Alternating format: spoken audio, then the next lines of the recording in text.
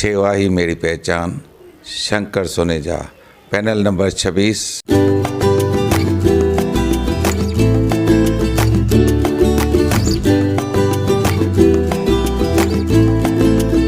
सेवा ही मेरी पहचान, Shankar Soneja, panel number 26। Free पर अच्छा रिश्तो मीट एक कॉन्फ्रेंस रूम रिश्तो.com जे पेड मेंबर्स लाइ छोकिरे छोकिरी वारा होटलुनि जा हज़ार रुपयनि जा ख़र्च बचाए असांजे फर्निश कॉन्फ्रेंस रूम में पाण में हिक ॿिए सां मिली ऐं पंहिंजे ॿारनि खे बि रूबरू कराए सघंदा, उहो बि फ्री रिफ्रेशमेंट सां गॾु। रिश्तो.com सिंधियुनि जो सिंधियुनि सां ऑनलाइन सिंधी मैट्रिमोनी।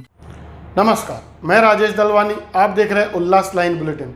शहर की ताज़ा खबरें देखने के लिए हमारे न्यूज़ चैनल को जरूर सब्सक्राइब करें। जय साईं बाबा कोऑपरेटिव सोसाइटी का रीडेवलपमेंट अब विवादों में होता दिख रहा है। अब इस मामले में आरपीआई पक्ष की एंट्री हुई है।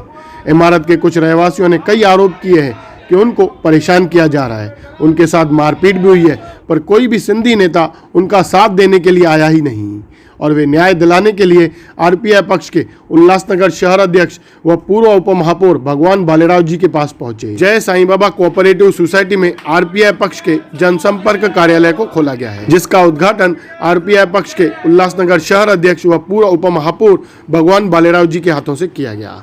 उल्लासनगर कैंप 3 के अमन टाकिस रोड स्थित जय साईं बाबा कोऑपरेटिव सोसाइटी है। इस इमारत को रीडेवलपमेंट किया जाना है और यह रीडेवलपमेंट का काम शारदा कंस्ट्रक्शन नामक बिल्डर करने वाला है। आरपीआई पक्ष के शहर अध्यक्ष व पूर्व उप महापौर भगवान बालेराव ने बताया कि शहर में रीडेवलपमेंट के नाम पर रहवासियों के साथ गुंडागर्दी हो रही है। आरपीआई पार्टी न्याय दिलाने के लिए पूरी तरह से ऐसे रहवासियों के साथ है। ये हमारा घर है, इधर मेरे ससुर और हम लोग रहते हैं। दूसरा फ्लैट है तो हम लोग रात को खाली चले जाते हैं, बाकी मैं इधर बैठी रहती हूँ, अपना ऐसे ही बैठ के अपनी रोजी रोटी हम लोग निकालते हैं। तो हमने बोला हमारे एमएओ जो हमको कुछ नहीं दे रहे थे बिल्डर, और हमारे से कोई संपर्क में नहीं थे, नहीं कोई हमारे पेपर ले रहे थे, नहीं कोई मीटिंग में बुलाते थे। वो कस्तूरी में सेक्रेटरी है, वो अपनी चलाती थी, हमारा कुछ भी नहीं सुनते थे, हमारे ऊपर कुछ न कुछ वार करते रहते थे, हमेशा हमको परेशान करते थे। और 5 जने ने बिल के पैसे बिल्डर से खा के फिर बिल्डर के साइड हो गए और सबसे साइन करा के सबको अपने साइड कर दे, बोलते हमारी एकता है और तुम अकेले 2 जने क्या कर सकते हो। एक ललित भाई है और एक हम है, हमने कोई साइन नहीं दी है, कोई कुछ नहीं दिया है। ज़बरदस्ती हमसे फ्लैट छीन रहे थे और तोड़ फोड़ करने लगे, लाइट काट दिया, पानी काट दिया हमारे ऊपर। मैं अकेली बैठी थी, तोड़ फोड़ करना शुरू किया, दादा आया फिर आके ही हमला कर दिया। मधुबेज एक लेडी है, 2 लेडीज़ आई थी सिंधी, उन्होंने बहुत मुझे मारा, कमर में भी इतना मारा, मेरी हालत बहुत ख़राब है अभी। और बाल खींच के इधर कैंचियाँ लगाई, मेरे को बहुत सर पे लगा है।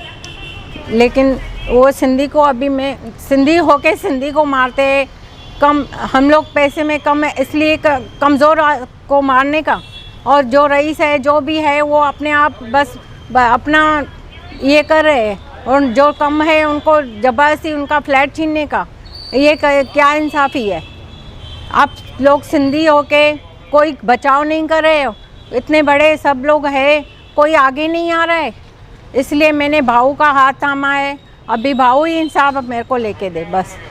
पिछले कई दिनों से हमको काफ़ी परेशान किया जा रहा था कि जगह खाली करने के लिए, जबकि हमने अपनी जगह बिल्डर को कुछ ना सिग्नेचर दिया है, ना हम लोग ने उनको ओरल में कुछ कहा है, हमने अपनी जगह बेची ही नहीं है। बट ये लोग हमसे ज़बरदस्ती कर रहे थे, क्योंकि बिल्डिंग हमारे सोसाइटी की जो कमेटी है उन लोगों को बिल्डर ने अपनी तरफ से जो भी उनको सहायता दी है, एक्स्ट्रा मांग उनको कुछ जो भी दी है, उन्होंने बाकी के सारे मेंबर्स को इलीगल वे में सारे उनको कैसे सब कुछ उनसे करवाया गया है। बट हम लोग को सब कुछ लीगल वे में जाना है, हमको सब कुछ रिटर्न में चाहिए, इसलिए हम उनके साथ नहीं दे रहे थे। तो बिल्डर ने अभी 3-4 दिन पहले काफ़ी हम पे अटैक करवाया, जबकि उनके पास कोई भी ऐसा लीगल डॉक्यूमेंट नहीं था कि वो हमको हमारी जगह से बाहर निकाले।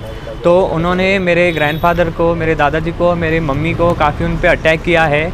2 लेडीज़ भी आई हुई थी जिन्होंने मेरे मम्मी को काफ़ी बुरी तरह से इनको मारा है, उनकी कमर वमर टूटी हुई है, अभी इनको बेल्ट तक पहना हुआ है कमर का, बिकॉज उसके बगैर उनको काफ़ी तकलीफ़ हो रही है सोने में। और हम लोग को काफ़ी पीटा गया। तो सारे सिंधी समाज हमको सिर्फ देख के हंस रहे थे, कोई सामने नहीं आया, बस हम लोग को भाऊ सामने आ गए थे उन्होंने हमको वादा किया है कि हम वो अपने हिसाब से हमको न्याय दिलाएंगे, और अभी हमको जो भी पूरा भरोसा है हमको अभी बाबू भगवान भालेराव जी पर ही है, इसलिए हम लोगों ने उनको अपनी जगह यहाँ पे कार्यालय खोलने के लिए दे दी है। उल्हासनगर शहरामध्ये रिडेव्हलपमेंटच्या बिल्डिंगच्या नावाखाली जो दिन दहाडे लोकांच्यावर दरोडा टाकला जातो, विशेष म्हणजे त्यांना दमदाटी केली जाते, दादागिरी केली जाते आणि फ्लॅट खाली करण्यासाठी त्यांना प्रोत्साहित केलं जातं आहे। प्रत्येक माझ्या बिल्डिंगधारकांना विनंती आहे, जे सिंधी समाजाच्या नावाखाली जे तथाकथित पुढारी आहेत, ते सिंधी समाज स्वतःला मसीहा समजतात, त्या सगळ्या लोकांना माझी एक सांगणं आहे का तुम्ही गेली अनेक वर्ष सातत्याने सिंधी समाजा नावाने तुम्ही राजकारण करत आला आहात, पण आज जे सिंधी समाज एका गरीब कुटुंबावर अन्याय होतो त्यावेळी कुठलाही सिंधी समाजाचा नेता पुढे येत नाहीत, आणि कारण ते बिल्डरांचे लागेदोरे असते, तेच स्वतः बिल्डर असतात, त्यांच्यात आर्थिक संबंध बिल्डरशी जोडलेले असतात। अशा परिस्थितीमध्ये एका सिंधी समाजावर इतका मोठा अन्याय झाला, पण उल्हासनगरच्या कुठल्याही सिंधी समाजाने त्याची दखल घेतली नाही। रिपब्लिकन पक्षाचा कार्यकर्ता या नात्याने आणि उल्हासनगर शहराचा अध्यक्ष या नात्याने आमचे रिपब्लिकनची महिला आघाडी आणि आम्ही सर्व या सिंधी समाजाच्या पाठी खंबीरपणे उभे आहोत। पुढे येणारी जितकी रिडेव्हलपमेंटच्या नावाने ज्या ज्या बिल्डिंगी आहेत त्यांच्यावर अशाच दादागिरी केले जातील आणि आमच्या सिंधी गोरगरीब सिंधी लोकांना ह्या शहरातून बाहेर काढलं जाईल। कुठली मोबदला न देता, त्यांना कुठलेही घरं न देता, अशाच पद्धतीने कुठली दादागिरी करून, काही प्रस्थापित लोक दादागिरी करून त्यांच्यावर जो अन्याय केलेला आहे त्या अन्यायाच्या बरोबर आम्ही रिपब्लिकन पक्ष आजपासून त्यांच्या बरोबर आहे। यापुढे यांच्यावर कुठल्याही प्रकारचा अन्याय होणे आणि उल्हासनगरतल्या कुठल्याही सिंधी बांधवावर जो रिडेव्हलपमेंटच्या खाली जे बिल्डर लोक त्या सिंधी समाजावर अन्याय करतात ते यापुढे होऊ देणार नाही। रिपब्लिकन पक्ष सदैव त्यांच्याबरोबर राहील। आज या त्यांच्या कार्यालय त्यांचं MOU मागणं त्यांचा अधिकार आहे। आमच्या उल्हासनगर महानगरपालिकेने त्यांना बांधकाम परवानगी कशी काय दिली? परत ह्या बिल्डिंगच्या पाठीमागे असणारा जो प्लॉट आहे त्याची सनद नाही, सनद त्यांना दिली कशी? खोटी सनद कशी दिली?